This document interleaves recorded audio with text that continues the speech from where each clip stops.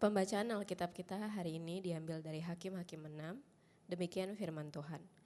Tetapi orang Israel melakukan apa yang jahat di mata Tuhan, sebab itu Tuhan menyerahkan mereka ke dalam tangan orang Midian 7 tahun lamanya. Dan selama itu orang Midian berkuasa atas orang Israel. Karena takutnya kepada orang Midian itu, maka orang Israel membuat tempat-tempat perlindungan di pegunungan, yakni gua-gua dan kubu-kubu. Setiap kali orang Israel selesai menabur, datanglah orang Midian, orang Amalek, dan orang-orang dari sebelah timur, lalu maju mendatangi mereka. Berkemahlah orang-orang itu di daerah mereka dan memusnahkan hasil tanah itu sampai ke dekat Gaza, dan tidak meninggalkan bahan makanan apapun di Israel, juga domba atau lembu atau keledai pun tidak. Sebab orang-orang itu datang maju dengan ternaknya dan kemahnya, dan datangnya itu berbanyak-banyak seperti belalang. Orang-orangnya dan unta-untanya tidak terhitung banyaknya, sekaliannya datang ke negeri itu untuk memusnahkannya. Sehingga orang Israel menjadi sangat melarat oleh perbuatan orang Midian itu, lalu berserulah orang Israel kepada Tuhan. Ketika orang Israel berseru kepada Tuhan karena orang Midian itu, maka Tuhan mengutus seorang nabi kepada orang Israel yang berkata kepada mereka, "Beginilah firman Tuhan Allah Israel, Akulah yang menuntun kamu keluar dari Mesir dan yang membawa kamu keluar dari rumah perbudakan. Aku melepaskan kamu dari tangan orang Mesir dan dari tangan semua orang yang menindas kamu. Bahkan aku menghalau mereka dari depanmu dan negeri mereka kuberikan kepadamu. Dan aku telah berfirman kepadamu, Akulah Tuhan Allahmu, maka janganlah kamu menyembah Allah orang Amori, yang negerinya kamu diami itu. Tetapi kamu tidak mendengarkan firmanku itu." Kemudian datanglah malaikat Tuhan dan duduk di bawah pohon tarbantin di Ofra, kepunyaan Yoas, orang Abiezer itu. Sedang Gideon anaknya melirik gandum dalam tempat pemerasan anggur agar tersembunyi bagi orang Midian. Malaikat Tuhan menampakkan diri kepadanya dan berfirman kepadanya demikian, "Tuhan menyertai engkau, ya pahlawan yang gagah berani." Jawab Gideon kepadanya, "Ah Tuanku, jika Tuhan menyertai kami, mengapa semuanya ini menimpa kami? Di manakah segala perbuatan-perbuatannya yang ajaib yang diceritakan oleh nenek moyang kami kepada kami, ketika mereka berkata, bukankah Tuhan telah menuntun kita keluar dari Mesir? Tetapi sekarang Tuhan membuang kami dan menyerahkan kami ke dalam cengkraman orang Midian." Lalu berpalinglah Tuhan kepadanya dan berfirman, "Pergilah dengan kekuatanmu itu dan selamatkanlah orang Israel dari cengkraman orang Midian. Bukankah aku mengutus engkau?" Tetapi jawabnya kepadanya, "Ah Tuhanku, dengan apakah akan kuselamatkan orang Israel? Ketahuilah, kaumku adalah yang paling kecil di antara suku Manasye, dan aku pun seorang yang paling muda di antara kaum keluargaku." Berfirmanlah Tuhan kepadanya, "Tetapi akulah yang menyertai engkau, sebab itu engkau akan memukul kepala orang Midian itu sampai habis." Maka jawabnya kepadanya, "Jika sekiranya aku mendapatkan kasih karunia di matamu, maka berikanlah kepadaku tanda bahwa engkau sendirilah yang berfirman kepadaku. Janganlah kiranya pergi dari sini sampai aku datang kepadamu, membawa persembahanku dan meletakkannya di hadapanmu," firman-Nya. "Aku akan tinggal sampai engkau kembali." Masuklah Gideon ke dalam lalu mengolah seekor anak kambing dan roti yang tidak beragi dari sefa tepung.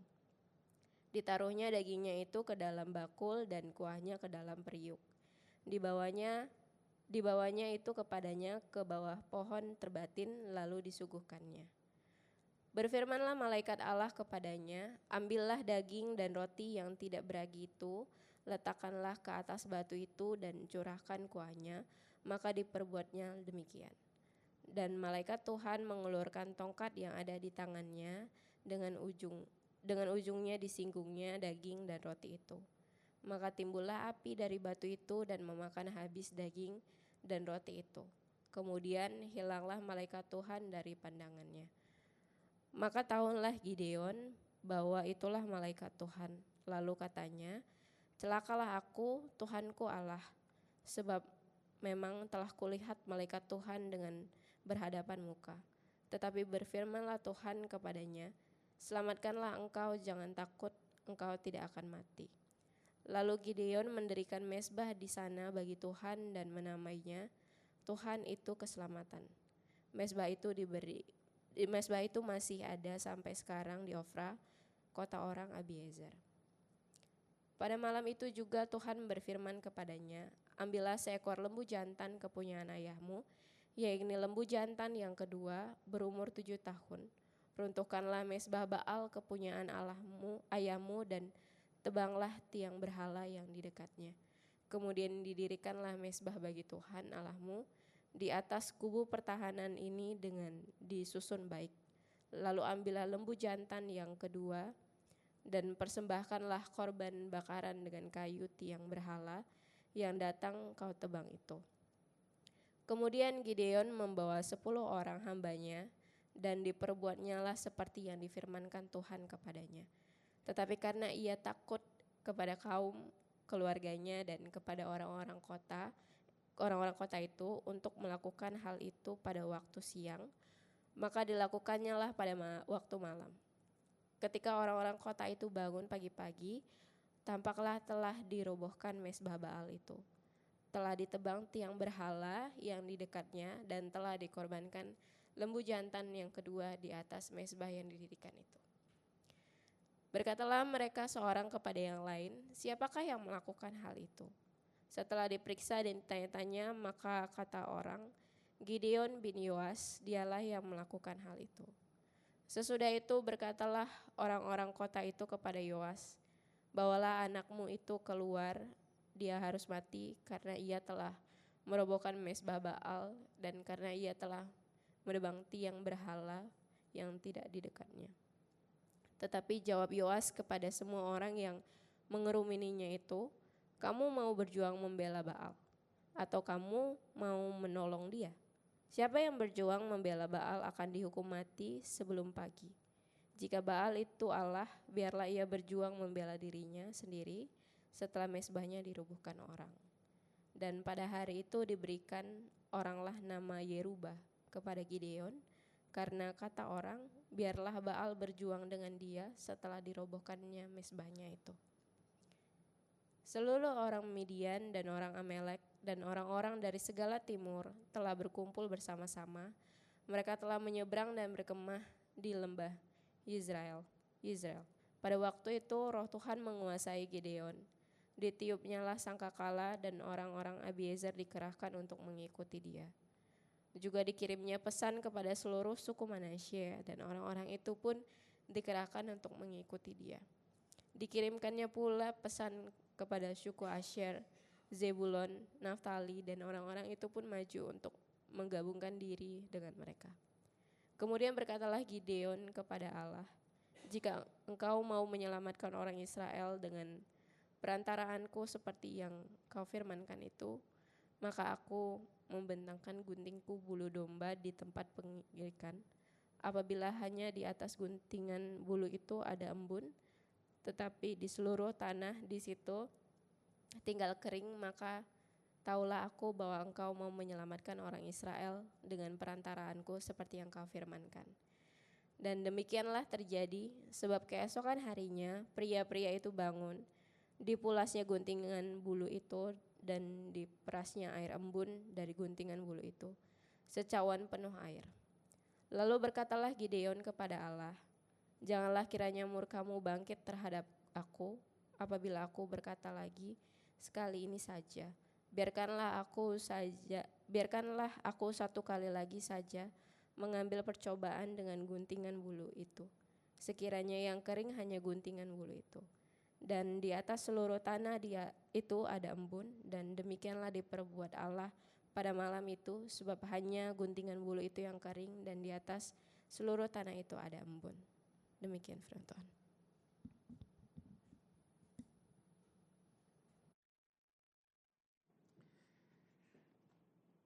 Terima kasih, Yosi sudah membacakan 40 ayat ya, kisah dari Tuhan memanggil Gideon yang sama-sama akan kita renungkan dalam khotbah kita dalam firman Tuhan yang akan kita renungkan bersama-sama hari ini. Mari kita berdoa untuk meminta pimpinan Tuhan dalam pemberitaan firman hari ini.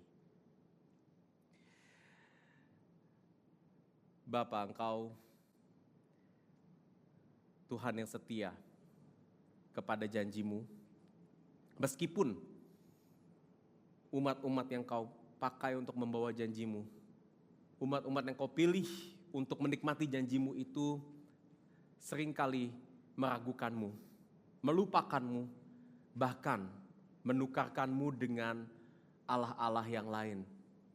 Bapak, biarlah firman yang akan kami dengar hari ini dapat membawa kami ke dalam kesadaran akan siapa Tuhan yang maha kuasa, Tuhan yang berlimpah kasih karunia. Siapa kami manusia yang berdosa yang kau pilih bukan karena kekuatan kami, melainkan karena engkau mengasihi kami. Membawa kami juga untuk menegur kami dan bertobat di hadapan-Mu, serta kembali memegang kepastian penyertaan-Mu dalam segala kehidupan kami, bahwa Engkau tidak pernah berhenti bekerja, Engkau terus menuntun kami dan membawa kami untuk mengikuti-Mu dengan setia sampai pada akhirnya. Nyatakan kuasa-Mu, nyatakan keindahan Injil-Mu Tuhan melalui kisah panggilan Gideon ini. Terima kasih Tuhan, dalam nama Tuhan Yesus Kristus kami berdoa dan mengucap syukur. Amin. Oke. Saudara, di dalam hidup kita seringkali menginginkan satu hal yang kita sebut sebagai kepastian hidup. Kita pastinya menginginkan kepastian karena kita merasa adanya kepastian itu dapat memberikan keamanan, kenyamanan bagi kita. Kita tahu pasti kita bakal kerja di mana. Kita tahu pasti juga apakah kita yang single akan ketemu pasangan hidup yang sedang mempersiapkan pernikahan, apakah saya bisa menikah dengan dia? Yang sudah menikah, apakah saya bisa memiliki keturunan? Kita juga mungkin ingin melihat kepastian dalam bergereja. Apakah kepastian saya bisa bergereja, tertanam di satu gereja lokal tertentu, dan ini dapat memberikan kepastian bagi kehidupan spiritual saya? Kabar gembiranya saudara, iman kekristenan adalah iman yang menjanjikan kepastian. Kepastian itu kita dapat lihat di dalam keselamatan yang Tuhan anugerahkan. Bagaimana penyertaan Tuhan dalam kehidupan kita. Tuhan pasti menyertai hidup kita. Tuhan pasti akan terus bersama-sama dengan semua umat-umatnya sampai pada akhirnya, sampai kita bertemu muka dengan Tuhan. Namun saudara, seringkali masalahnya kita tidak seyakin itu dengan kepastian penyertaan Tuhan dalam kehidupan kita. Punya keraguan, punya mungkin ketidakmengertian dalam kita melihat apakah benar Tuhan tetap menyertai kita, terutama di saat kondisi kehidupan kita sedang tidak baik-baik saja, di tengah-tengah masalah kita. Dan hari ini saudara, melalui kelanjutan kisah khotbah kita dari Hakim-Hakim, ya, dari kisah panggilan Gideon saudara, kita sama-sama akan mempelajari bagaimana saudara Tuhan menyatakan kepastian pimpinannya, kepastian penyertaannya dalam segala kehidupan kita. Oke saudara, recap sedikit saudara ya. Kita sudah sama-sama membahas Hakim-Hakim ya, jadi di kitab Hakim-Hakim seluruhnya akan ada 6 hakim besar dan 6 hakim kecil yang sama-sama akan kita lihat nanti. Kita sudah membahas hakim besar Otniel, Ehud, Barak dan Deborah selama 4 minggu terakhir, dan hari ini saudara kita akan masuk ke kisah Gideon, dan kisah Gideon ini bisa dikatakan kisah yang akan dituliskan di dalam Hakim-Hakim dengan cukup panjang. Akan ada 3 pasal saudara, 3 khotbah. Kita akan mendengar kisah tentang Gideon dari hari ini, panggilan Gideon. Lalu minggu depan kita akan melihat bagaimana Gideon itu melakukan persiapan peperangan, ya. Dan yang terakhir kita akan melihat kemenangan dari Gideon, ya saudara ya. Jadi akan ada 3 minggu bersama-sama. Dan hari ini melalui kisah panggilan Gideon kita akan merenungkan 4 hal saudara, 4 poin khotbah bagaimana kita menyadari kepastian penyertaan Tuhan. Karena hari ini adalah long weekend, besok libur, jadi saya kasih ekstra poinnya saudara ya hari ini. Yang pertama, bagaimana kita menyadari kepastian penyertaan Tuhan dengan kita bertobat. Yang kedua, dengan kita berpegang pada kasih karunia Tuhan. Ketiga, dengan bagaimana kita menghancurkan berhala-berhala kita. Dan yang keempat, dengan kita mengenalinya lebih dalam. Saudara, keempat poin ini tidak saya bikin sendiri, tapi saya dapatkan, kita bisa lihat dari kitab, dari kisah di Hakim-Hakim pasal 6. Saudara, saya ingin katakan ini adalah ayat yang sebenarnya panjang, padat, dan sebetulnya saudara, saya punya poin yang lebih banyak daripada 4 ini. Ya, tetapi saya melihat 4 poin ini adalah 4 poin utama yang diberikan di dalam kitab, di dalam kisah Gideon, di dalam 40 ayat tadi saudara. Dan saya akan pakai slides untuk memandu kita dalam nanti saudara bisa lihat ayat-ayatnya dari mana, tapi saudara bisa lihat juga di lembaran liturgi atau di Alkitab saudara sendiri, ya, untuk kita bisa dapat mempelajari dan melihat poin-poin ini lebih dekat kepada firman Tuhan yang akan kita sama-sama renungkan hari ini. Mari kita masuk ke poin yang pertama, bagaimana kita menyadari kepastian penyertaan Tuhan melalui pertobatan dengan kita bertobat. Oke, saudara, kita masuk ke dalam konteks dari kisah di Hakim-Hakim pasal 6 ini. Saudara, di ayat 1 kembali kita melihat suatu kejadian yang berulang. Bangsa Israel kembali berbuat jahat di mata Tuhan. Setelah sebelumnya saudara, bangsa Israel itu dibebaskan oleh Deborah dan Barak dari penindasan. Mereka mengalami 40 tahun masa tenang, tapi sayang sekali saudara, di masa tenang bangsa Israel mereka kembali berbuat jahat. Berbuat jahat ini berbicara tentang bangsa Israel itu meninggalkan Tuhan. Mereka menyembah berhala saudara, membuat mezbah bagi Baal dan dewa-dewa yang ada, yang dipercaya oleh bangsa-bangsa asing di sana saudara. Dan mereka tidak lagi mau menyembah Tuhan dengan sepenuh hati mereka. Dan karena itu Tuhan kali ini menyerahkan mereka ke dalam tangan bangsa asing yang lain, yaitu bangsa Midian. Dan saudara, kalau saudara perhatikan, makin kesini ini udah mungkin kali keempat kita melihat saudara, bangsa Israel itu jatuh ke dalam pola yang sama.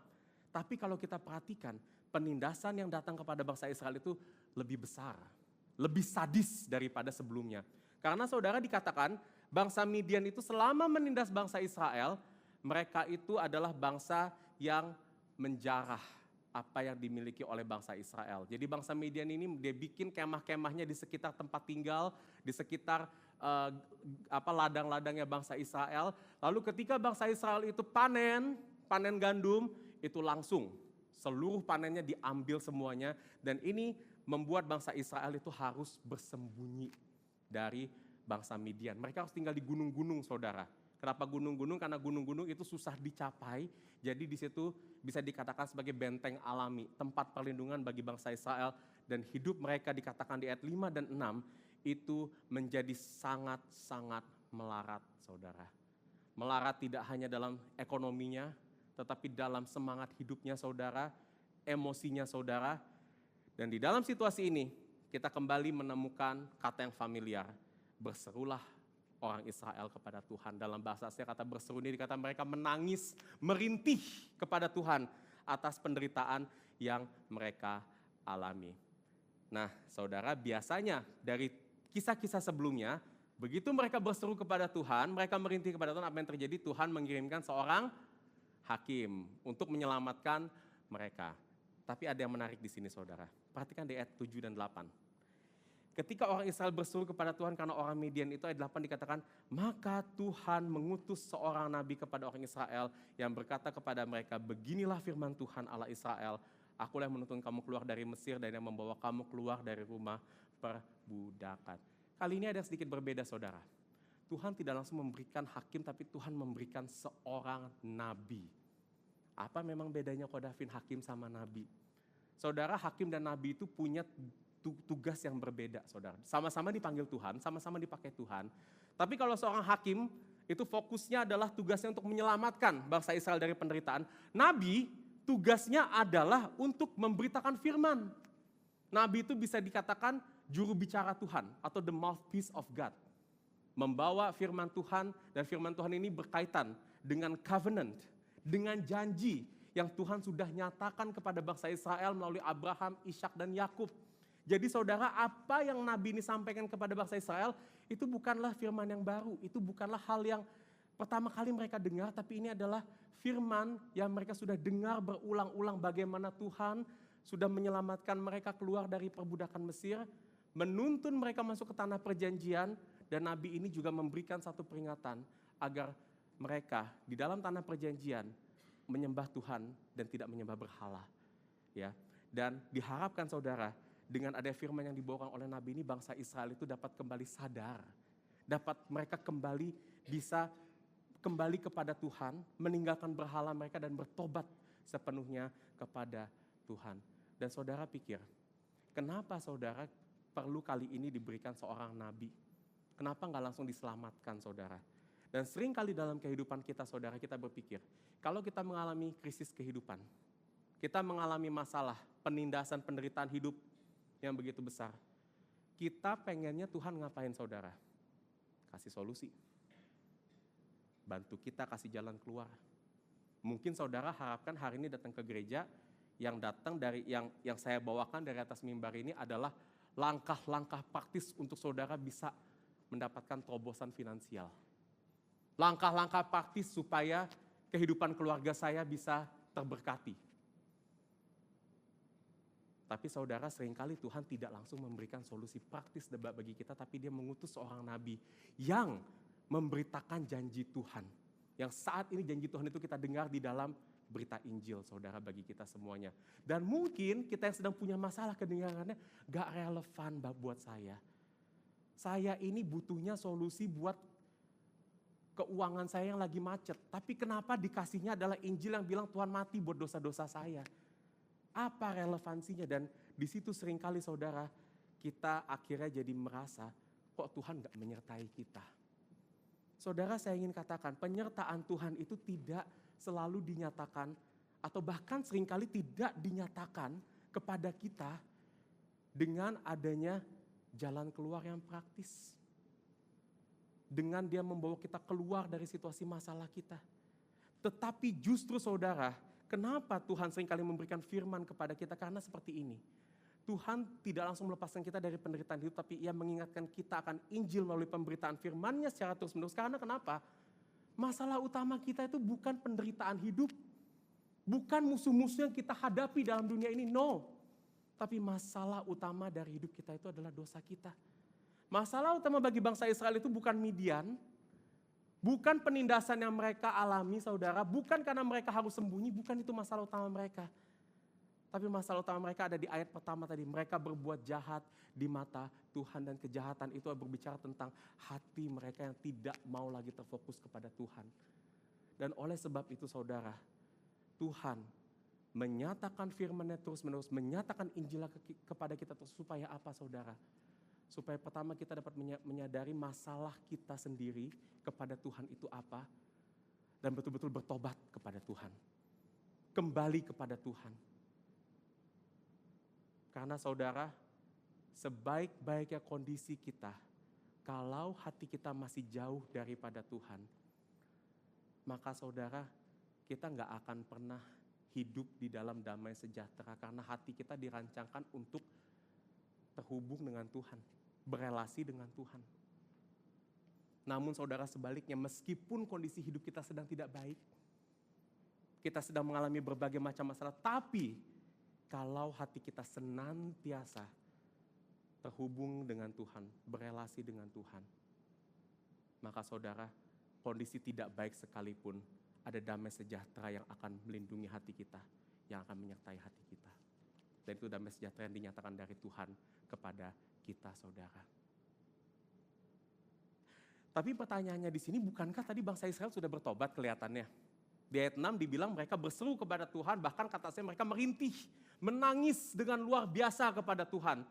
Bukankah mereka sudah menyesali perbuatan mereka? Kenapa masih perlu dikasih nabi, masih perlu diingatkan firman Tuhan saudara? Nah, di sini ada yang menarik saudara. Saya ingin bertanya, di ayat 6 ini mereka berseru kepada Tuhan. Pertanyaannya, apakah Israel sudah betul-betul bertobat kepada Tuhan di sini? Ya, saudara, di sini saya ingin memberikan satu konsep saudara. Saya ambil konsep ini dari Timothy Keller di dalam penafsiran kitab Hakim-Hakim yang dia tulis bukunya saudara. Timothy Keller berkata seperti ini saudara. Ada dua hal yang serupa tetapi itu sama sekali berbeda saudara, yang namanya adalah penyesalan dan pertobatan. Penyesalan versus pertobatan. Regret dan repent saudara, ya. Saudara, ini dua-dua kelihatannya sama, ekspresinya sama, sama-sama berduka cita, sama-sama menangis terhadap dosa mereka, tetapi hatinya sangat berbeda. Saya berikan perbandingannya di sini saudara supaya kita menyadari di sini. Apakah kita selama ini betul-betul bertobat atau hanya kita menyesal kepada Tuhan? Saudara, kalau kita menyesal, kita tuh hanya menyesal karena kita mengalami konsekuensi dosa. Beda saudara ya antara dosa dan konsekuensi dosa. Saudara, kita mungkin bisa berdosa tapi tidak mengalami konsekuensinya. Ya, dosa misalnya seperti ini. Ya, saya kasih yang ekstrim, suami istri ya selingkuh dari pasangannya kepada orang lain saudara. Ya, tapi mungkin si orang ini baru akan menyesali dosanya, baru akan sedih karena dosanya kalau dia ketangkep. Sudah pernah selingkuh. Ya, selama dia nggak selingkuh, dia tidak akan menyesal, dia tidak akan ini. Sedangkan pertobatan saudara itu kita sedih karena relasi dengan Tuhan itu sudah rusak karena dosa. Kita dalam tanda kutip kehilangan hadirat Tuhan dalam hidup kita. Penyesalan oleh karena itu berpusat pada diri kita sendiri. Kenapa saya disakiti? Kenapa hidupku hancur? Kenapa hatiku patah? Hanya berpusat kepada sakitnya kita, tapi pertobatan pusatnya kepada Tuhan. Bagaimana dosa saya telah mendukakan hatinya Tuhan. Bagaimana dosa telah menginjak-injak natural Tuhan. Telah meremehkan atau memanipulasi anugerah Tuhan untuk kepentingan diri kita sendiri. Kita tidak merasa bersalah dengan diri kita sendiri, tapi kita merasa bersalah dengan Tuhan. Penyesalan punya tujuan, punya fokus supaya apa? Kita cuma keluar dari masalah. Pokoknya selama konsekuensi dosanya ini teratasi. Bukan benar-benar supaya kita bertobat dan menyesali dan benar-benar kita nggak mau lagi melakukan dosa itu. Enggak. Orang yang selingkuh saudara, kalau dia hanya menyesal, fokusnya dia hanyalah oke, bagaimana pasangannya itu bisa menerima dia kembali. Tetapi seorang yang bertobat fokusnya dia kembali kepada Tuhan. Betul-betul dia ingin memiliki Tuhan dalam kehidupannya lagi saudara. Dan hasil akhirnya saudara, kalau hanya orang yang menyesal, dia akan jatuh lagi ke dosa yang sama, bahkan dosanya bisa lebih dalam lagi. Perhatikan apa yang terjadi kepada bangsa Israel saudara. Di sini kita bisa menyimpulkan bangsa Israel bertobat atau menyesal. Karena kenapa? Bangsa Israel begitu dia sudah diselamatkan dari penjajah, mengalami masa tenang, apa yang terjadi? Jatuh lagi ke dosa yang sama, jatuh lagi ke dosa yang sama. Bangsa Israel jelas belum bertobat saudara. Bangsa Israel cuma menyesal karena dia mengalami konsekuensi dari dosanya. Karena mengalami penindasan. Tetapi pertobatannya sejati akan menghasilkan pengudusan. Pertumbuhan iman. Ada karakter yang permanen yang akan kita sama-sama miliki saudara dari pertobatan kita. Pertobatan membuahkan pengudusan. Tetapi penyesalan tidak membuahkan apa-apa dalam kehidupan kita. Dari tabel ini saudara, coba saudara renungkan. Selama ini, kalau Tuhan mengingatkan kita, menyadarkan kita kepada dosa, apakah kita hanya menyesal atau kita sudah betul-betul bertobat? Dan saya berdoa saudara, bahwa setiap kali firman diberitakan kepada saudara, saudara betul-betul bertobat kembali kepada Tuhan dan tidak hanya menyesali. Menyesal memang adalah bagian dari pertobatan. Kita mungkin awalnya menyesal karena kita gak senang mendapatkan konsekuensi dari dosa kita. Kenyamanan kita ada yang diambil saudara karena kita ditegur mungkin, karena kita ketahuan berdosa. Tapi saudara, pertobatan gak cuma sampai situ. Pertobatan itu bukan hanya kita mengakui dosa-dosa kita, tapi kita juga kembali kepada Tuhan. Mengharapkan Tuhan agar relasi kita kembali dipulihkan kepada Tuhan. Dan disitulah saudara, dalam pertobatan sejati, kita dapat kembali melihat penyertaan Tuhan yang sejati dalam kehidupan kita. Ini yang pertama saudara, kita menyadari dengan bertobat. Ya. Tapi bagaimana kita bertobat kepada Tuhan? Bertobat itu gak mudah. Kedengarannya gampang, tapi ternyata saudara, untuk kita benar-benar dapat mengakui dosa kita kepada Tuhan, rendah di hadapan Tuhan, itu gak mudah. Ya, kita perlu berpegang pada kasih karunia-Nya. Kita masuk ke poin yang kedua, bagaimana menyadari kepastian penyataan dengan berpegang pada kasih karunia-Nya. Saudara, ada yang menarik di sini. Setelah Nabi dikirimkan kepada bangsa Israel, mengingatkan bangsa Israel kepada janji Tuhan, mengingatkan mereka untuk tidak menyembah berhala, respon bangsa Israel kayak gimana? Perhatikan di ayat terakhir. Aku berfirman, akulah Tuhan Allahmu, maka janganlah kamu menyembah Allah lain, Allah orang Amori yang negerinya kamu diami. Perhatikan, tetapi kamu tidak mendengarkan firman-Nya. Saudara, bangsa Israel masih tetap menolak firman Tuhan. Dengan kata lain, bangsa Israel masih belum bertobat, saudara. Ayat 10 selesai sampai di sini. Dan saudara, saya katakan, kalau kita sudah mendengar statement seperti ini, ceritanya bisa aja kita selesaikan di sini. Ya sudah, Tuhan akhirnya menghukum bangsa Israel terus-menerus dan dia pilih bangsa yang lain, yang mungkin mau mendengar Tuhan, yang mungkin mau bertobat dari kejahatannya. Tapi menariknya ceritanya nggak selesai sampai di sini. Dan masuk ke ayat 11, langsung sepertinya ada sebuah potongan di dalam kisah ini saudara. Karena di ayat 11 langsung sepertinya settingnya berubah, narasinya berubah. Datang malaikat Tuhan kepada Gideon, intinya seperti itu saudara. Nah ada yang menarik di sini saudara. Peringatan dari Nabi tidak diresponi dengan baik, tetapi Tuhan seolah masih melanjutkan kisahnya dengan menjumpai hakim yang akan menyelamatkan mereka, yaitu Gideon. Apa yang bisa kita lihat di sini saudara? Tuhan tetap memberikan hakim untuk menyelamatkan Israel meskipun mereka tuh gak mau bertobat. Aku waktu melihat ini, aku amazed gitu saudara. Dan inilah yang dikatakan kasih karunia. Kasih karunia itu kasih yang Tuhan karuniakan, yang Tuhan anugerahkan meski manusia tidak layak menerimanya. Seperti yang saya katakan tadi, Tuhan bisa aja pilih bangsa yang lain saudara, karena bangsa Israel sudah jelas tidak layak saudara untuk diselamatkan. Tidak layak saudara bangsa Israel untuk meneruskan janji Tuhan kepada dunia ini, nggak mungkin. Tapi Tuhan tetap mau menyelamatkan. Tuhan tetap konsisten dengan janjinya kepada bangsa Israel. Dan inilah yang dikatakan kasih karunia saudara. Kasih karunia itu adalah kasih yang kita terima karena Tuhan mengasihi kita. Bukan karena apa yang ada di dalam diri kita saudara. Dan ini adalah kasih yang dunia ini lihat berbeda seringkali saudara. Karena dunia ini melihat kasih apa yang layak diterima. Dia harus melakukan sesuatu dulu, dia harus punya sesuatu dulu supaya saya bisa mengasihi dia. Tapi Tuhan enggak saudara. Tuhan mengasihi karena di dalam dirinya dia adalah kasih. Dan kasihnya dia konsisten saudara. Dia tetap menyelamatkan bangsa Israel. Dan kasih karunia Tuhan ini lebih lagi dinyatakan di dalam kisah ini saat dia memanggil seorang Gideon. Kenapa saya bilang begitu saudara? Kita mau lihat saudara, siapa Gideon? Karena di ayat 11 sampai ayat ke 20 sekian saudara, kita melihat di sini Tuhan mendeskripsikan atau firman Tuhan mendeskripsikan profil dari Gideon dengan bagaimana interaksi Gideon dengan malaikat Tuhan. Saya rangkum ini menjadi 4 hal siapakah Gideon saudara. Hakim-Hakim 6 ayat 11 dikatakan seperti ini. Malaikat Tuhan datang kepada Gideon di tempat, ini menarik yang saya tebalkan, mengirit gandum dalam tempat pemerasan anggur agar tersembunyi bagi orang Midian. Saudara, kegiatan mengirit gandum ini adalah kegiatan yang umum dilakukan oleh petani gandum. Ya, ini adalah proses mereka memisahkan bulir gandum dari kulitnya.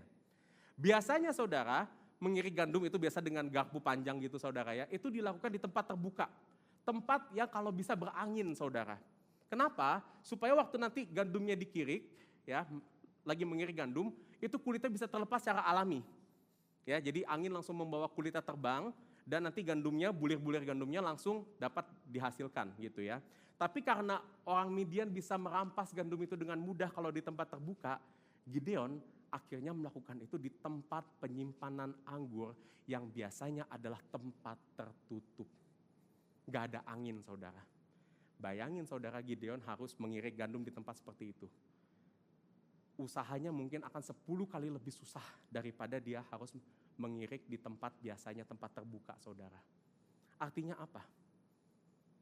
Tuhan datang di tempat itu, Tuhan memanggil Gideon, itu bukan di saat kondisi terbaiknya dia.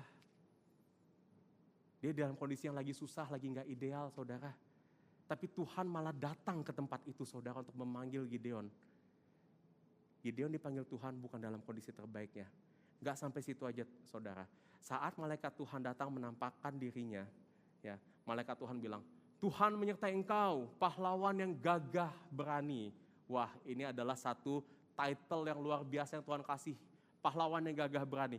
Tapi, lihat respon Gideon saudara. Ah Tuanku, jika Tuhan menyertai kami, kenapa semuanya ini menimpa kami? Kenapa mereka ditindas? Kenapa mereka harus sembunyi? Kenapa dia susah-susah mengirik gandum di tempat tertutup? Bukankah dulu Tuhan pernah menyelamatkan bangsa Israel, tapi di mana Tuhan sekarang? Keajaibanmu itu di mana? Gideon mempertanyakan Tuhan. Dan bisa dikatakan Gideon skeptis dengan penyertaan Tuhan. Dia ragu, saudara. Tapi sebenarnya kita sudah tahu jawabannya kenapa, saudara, Tuhan membiarkan bangsa Israel ditindas karena dosa mereka. Karena kejahatan mereka. Tapi pada saat itu Gideon gak bisa melihat itu. Dia malah skeptis mempertanyakan penyertaan Tuhan. Lihat saudara, tadi Gideon dalam kondisi yang gak terbaik dan dia orang yang ragu, orang yang skeptis. Gak sampai situ saudara, perhatikan lagi apa yang terjadi. Ayat 15, Gideon kali ini merujuk kepada latar belakangnya dia. Dia bilang, Tuhanku, dengan apa aku akan selamatkan orang Israel? Ketahuilah, kaumku yang paling kecil di antara suku Manasye dan aku pun orang yang paling muda di antara kaum keluargaku. Biasanya saudara, seorang pahlawan, seorang yang memimpin peperangan, itu berasal dari suku yang terpandang, suku yang paling kuat. Dan dia biasanya anak pertama saudara di keluarga. Tapi Gideon dibilang suku Manasye ini suku bermasalah saudara.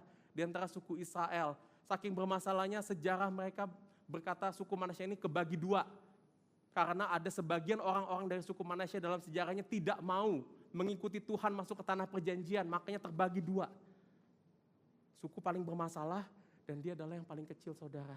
Artinya Gideon juga gak punya latar belakang kehidupan yang baik. Latar belakang kehidupannya lemah, suku yang lemah, dari keluarga yang tidak terpandang saudara.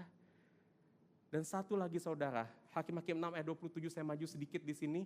Ada nanti satu peristiwa di poin ketiga kita akan melihat Gideon itu disuruh Tuhan untuk menghancurkan berhala-berhala Baal milik papanya sendiri. Milik ayahnya sendiri. Ya. Gideon lakukan, tetapi dikatakan di sini, karena dia takut kepada kaum keluarga dan orang-orang di kota itu, dia lakukannya malam-malam. Saat orang lagi bobo, orang gak ngelihat saudara. Artinya Gideon bisa dikatakan seorang yang penakut. Dari 4 hal ini saya bisa kasih recap siapa Gideon saudara. Dia dipanggil bukan dalam kondisi terbaiknya. Skeptis dengan penyertaan Tuhan. Punya latar belakang yang lemah. Seorang penakut pula. Tapi apa yang terjadi saudara? Apakah dengan profil seperti ini akhirnya Tuhan akhirnya pilih orang lain? Perhatikan apa yang dikatakan di ayat 12 dan 16. Malaikat Tuhan menampakkan diri kepadanya dan berfirman kepadanya, Tuhan menyertai engkau ya pahlawan yang gagah berani. Ini lucu saudara. Kalau kita melihat profil Gideon dan Tuhan bilang dia pahlawan yang gagah berani. Apakah di sini Tuhan sinis sama Gideon? Enggak saudara. Tuhan betul-betul melihat dia sebagai pahlawan yang gagah berani. Kenapa? Bukan karena Gideon itu punya hidden strength, kekuatan yang tersembunyi dalam dirinya. Ada yang berkata, menafsirkan ayat ini berkata, Gideon itu selama ini sebenarnya bisa. Dia mampu, dia punya kekuatannya, tapi dia gak percaya diri. Makanya Tuhan itu kayak membuka kunci saudara supaya kepercayaan dirinya itu tumbuh. Tapi bukan itu saudara maksudnya di sini. Gideon menjadi pahlawan yang gagah berani karena apa? Tuhan menyertai engkau. Dan diulang lagi di ayat 16, akulah yang menyertai engkau sebab engkau akan memukul kalah orang Midian itu sampai habis. Saudara, Gideon gak dipanggil Tuhan menjadi hakim karena dia berani. Tetapi panggilan Tuhan kepada Gideon yang membuatnya menjadi hakim yang kuat dan berani.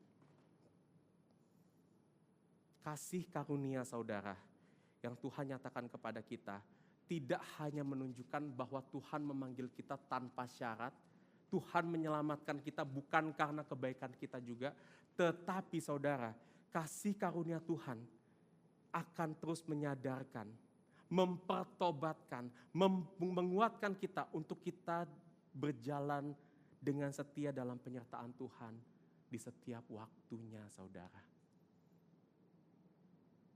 Maka itu saudara, kasih karunia itu akan menuntun kita, menyertai kita. Dan tanpa kasih karunia Tuhan saudara, kita gak akan bisa hidup di dalam kepastian penyertaan Tuhan. Tapi karena Tuhan mengasihi kita, Dia menyelamatkan kita bukan karena Dia melihat kita telah bertobat atau berbuat benar di mata mereka, tapi karena Tuhan mengasihi kita. Disitulah kita dapat meyakini saudara, apapun kondisi kita, Di tengah-tengah kesulitan apapun yang kita alami sekarang, mungkin kita saat ini kesulitan untuk menyadari dosa kita, kesulitan untuk bertobat kepada Tuhan, tapi kasih karunia Tuhan itu nggak pernah turun sedikit pun atas kehidupan kita. Dia tetap mengasihi kita dengan sempurna, dan itulah kepastian penyertaan kita saudara dalam kehidupan kita sekarang.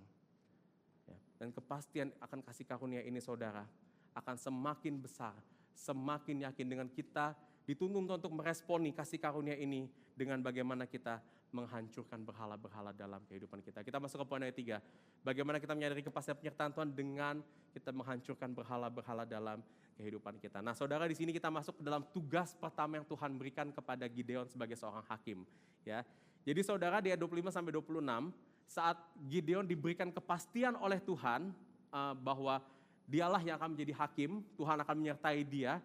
Tugas pertama yang Tuhan berikan kepada Gideon adalah agar Gideon itu bisa mengambil seekor lembu jantan dan itu dipersembahkan di atas mezbah Tuhan. Ini adalah sebuah perintah untuk Gideon menyembah Tuhan. Memberikan persembahan itu adalah penyembahan yang dilakukan dalam hukum perjanjian lama. Tetapi dikatakan penyembahan ini harus dilakukan dengan Gideon harus meruntuhkan mezbah Baal kepunyaan ayahmu dan tebanglah tiang berhala yang ada di dekatnya.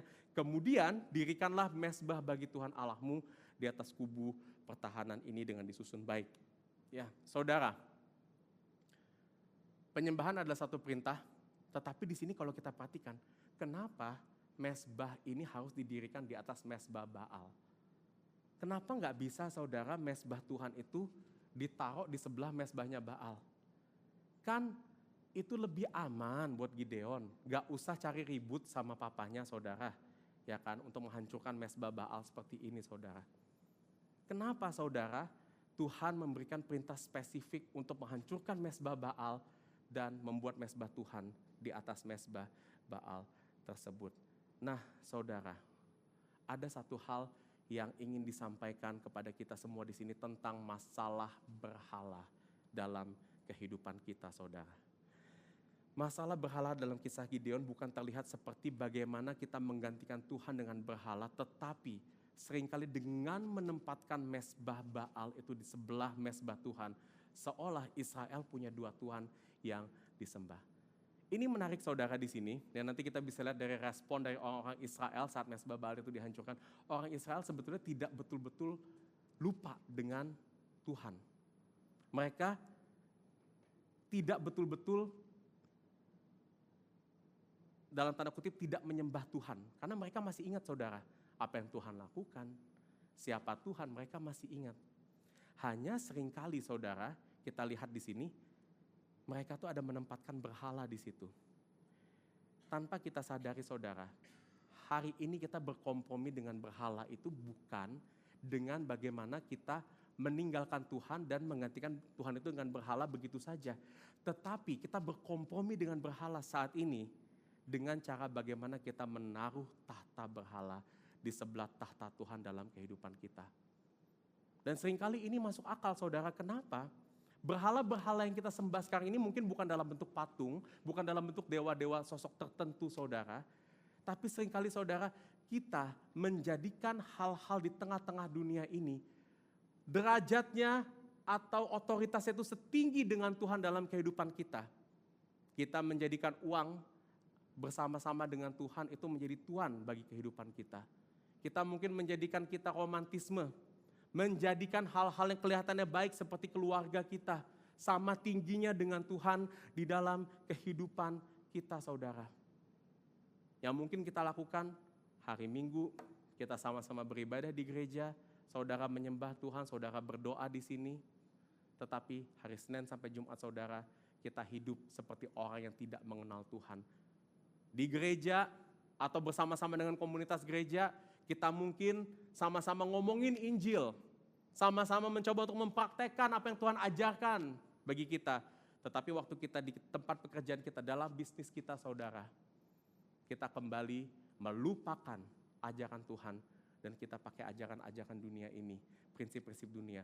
Bagaimana bisa cuan besar? Gak usah jujur-jujur, kompromi gak apa-apa. Toh yang lain juga melakukan itu. Saudara, kenapa orang Israel mau menyembah dewa Baal saudara? Saudara, Baal itu apa sih? Baal itu dipercaya sebagai dewa kesuburan. Baal dipercaya sebagai dewa yang bisa mendatangkan hujan bagi orang-orang pada saat itu. Orang Israel, mata pencahariannya adalah petani. Sangat bergantung sama hujan. Mereka menyembah Baal supaya apa? Tanah mereka subur, panen mereka berhasil. Makanya mereka mau menyembah Tuhan. Dan kenapa saudara seringkali kita mau kompromi menempatkan berhala di sebelah Tuhan dalam kehidupan kita? Karena pertama, berhala terlihat lebih relevan dengan persoalan hidup kita.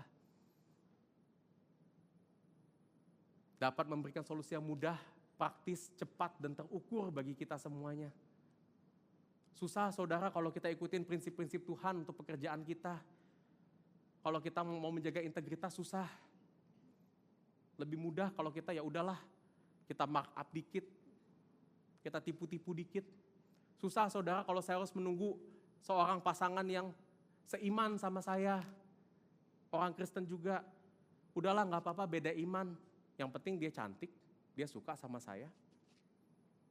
Kenapa kita mau menempatkan berhala sebelah itu? Karena berhala itu populer.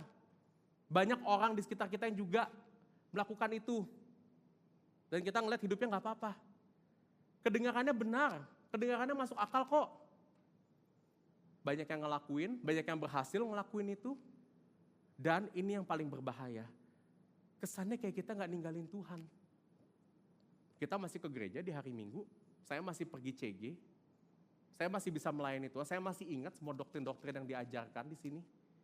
Gak ninggalin Tuhan kok kesannya saudara. Tapi saudara, ada satu ayat yang kita sama-sama mungkin sudah pernah mendengar ini. Tuhan Yesus pernah berkata di Matius 6 ayat 24, tidak seorang bisa mengabdi kepada dua tuan.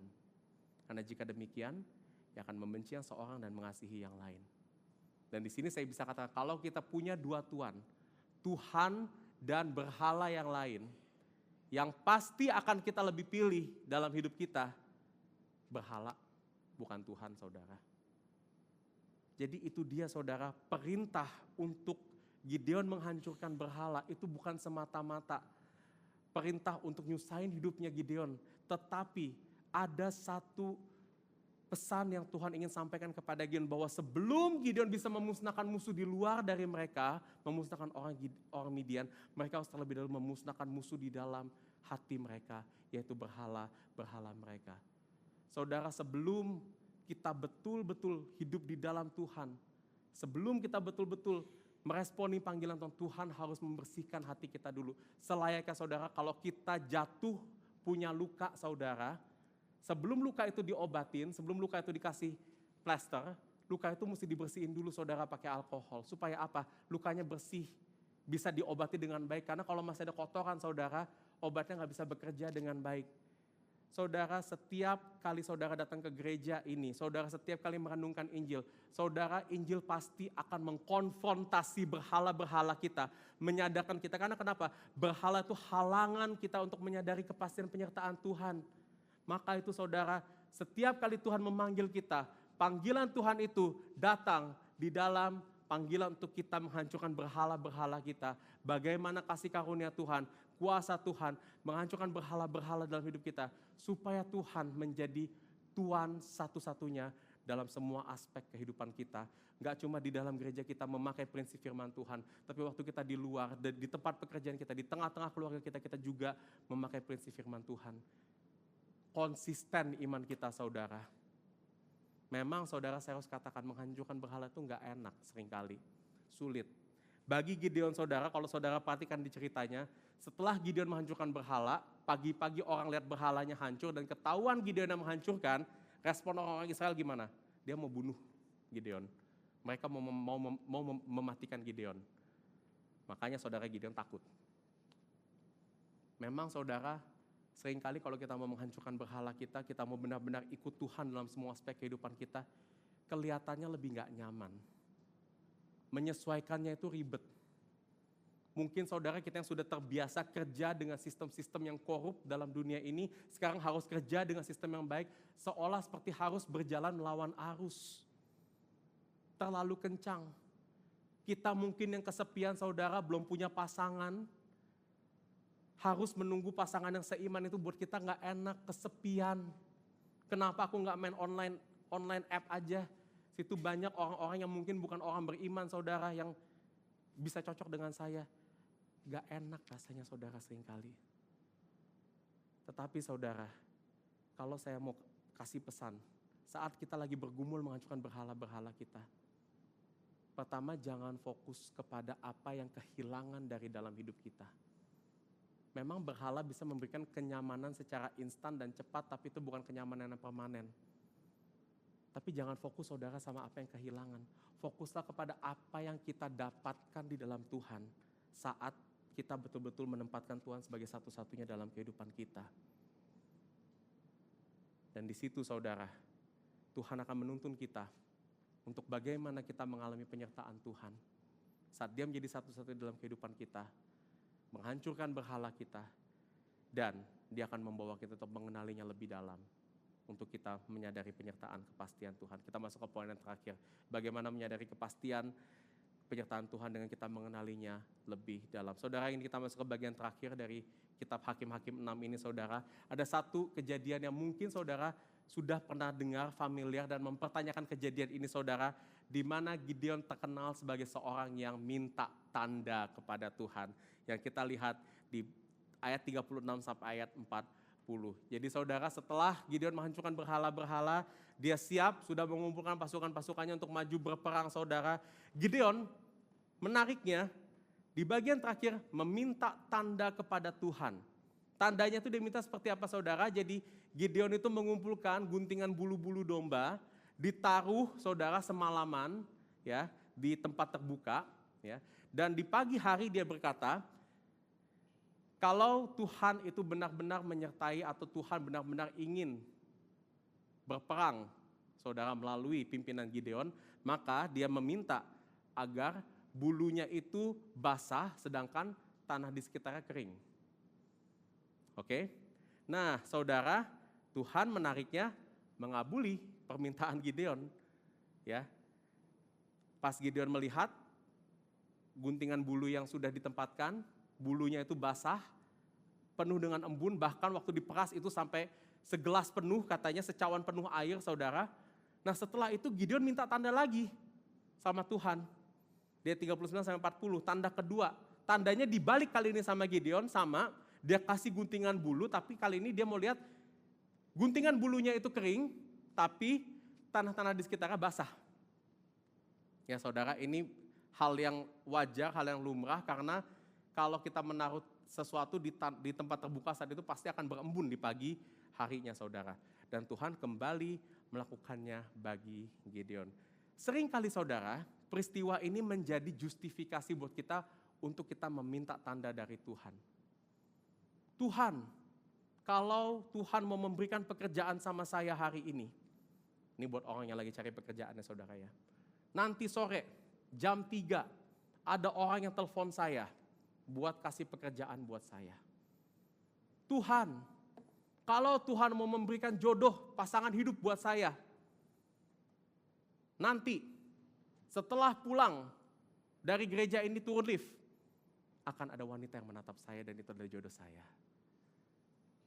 Seringnya saudara kita minta seperti itu ya. Tuhan, kalau Tuhan mau saya besok pindah ke kota lain, saya minta malam ini hujan turun, ada geledek yang kencang sekali.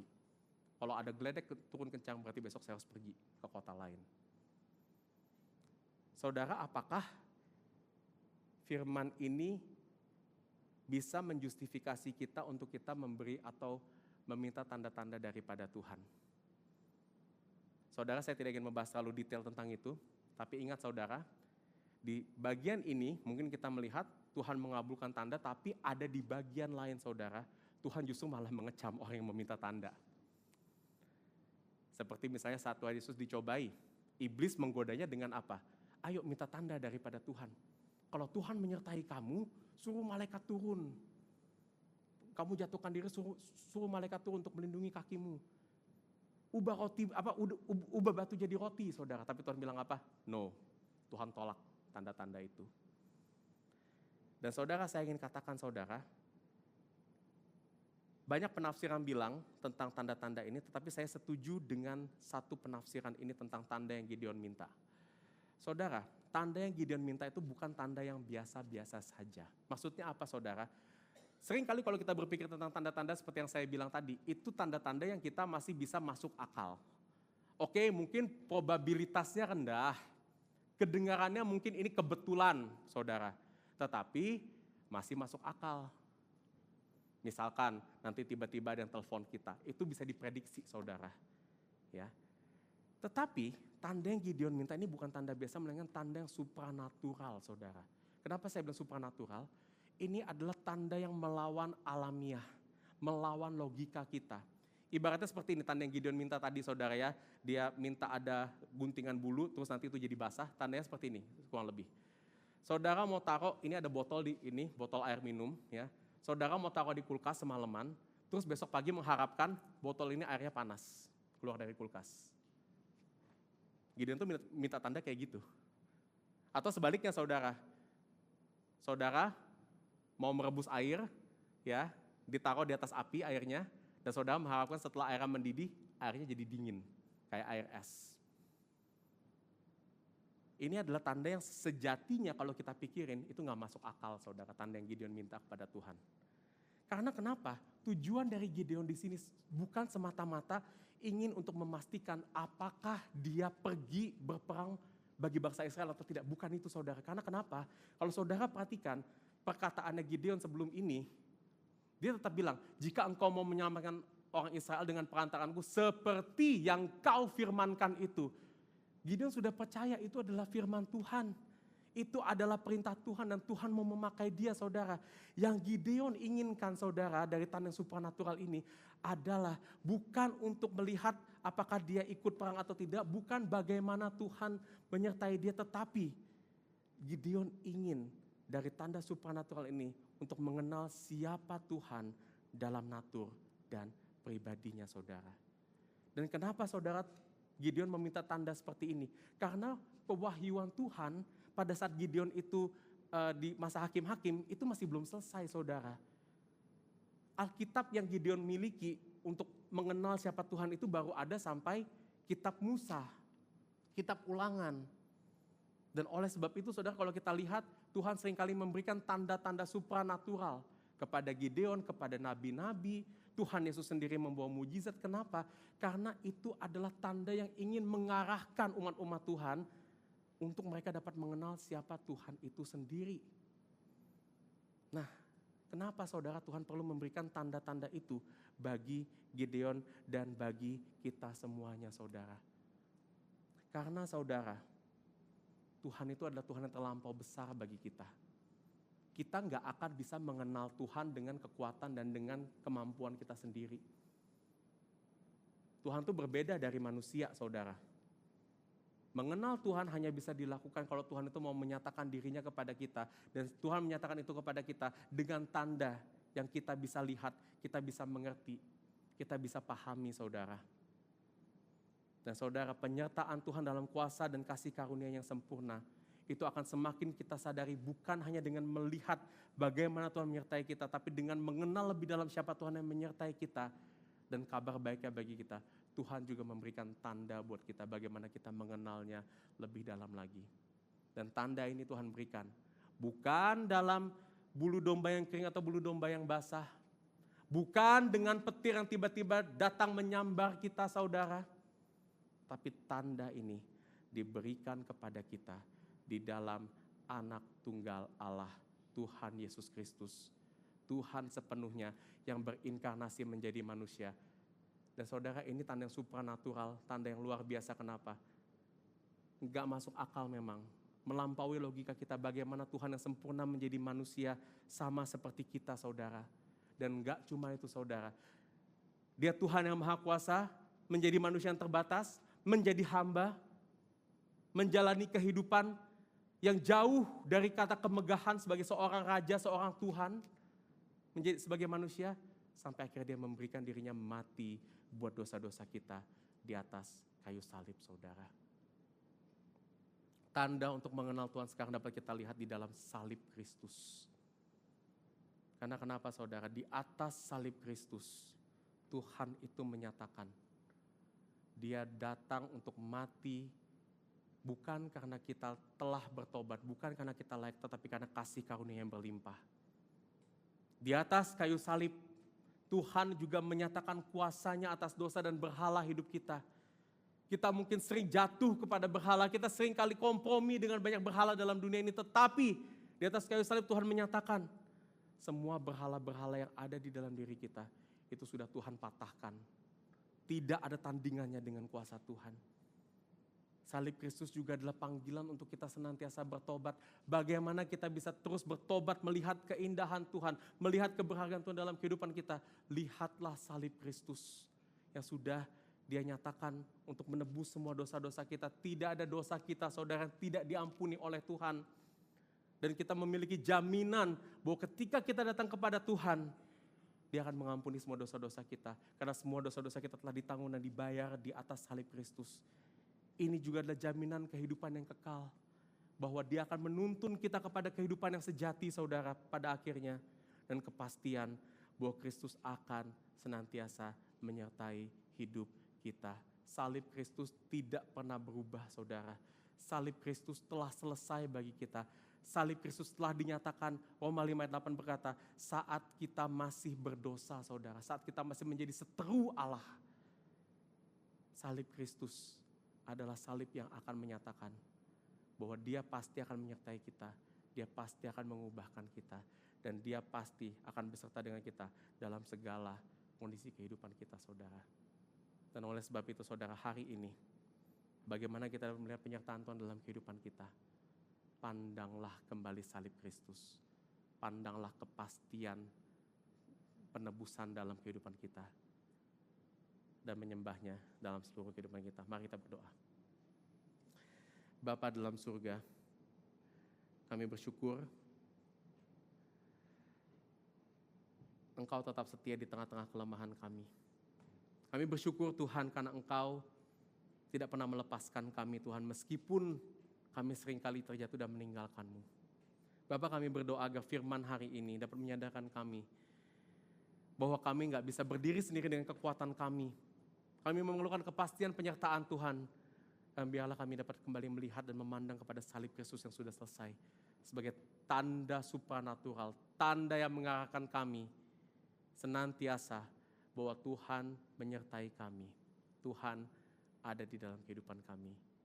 Terima kasih Bapa, dalam nama Kristus kami berdoa dan mengucap syukur. Amin.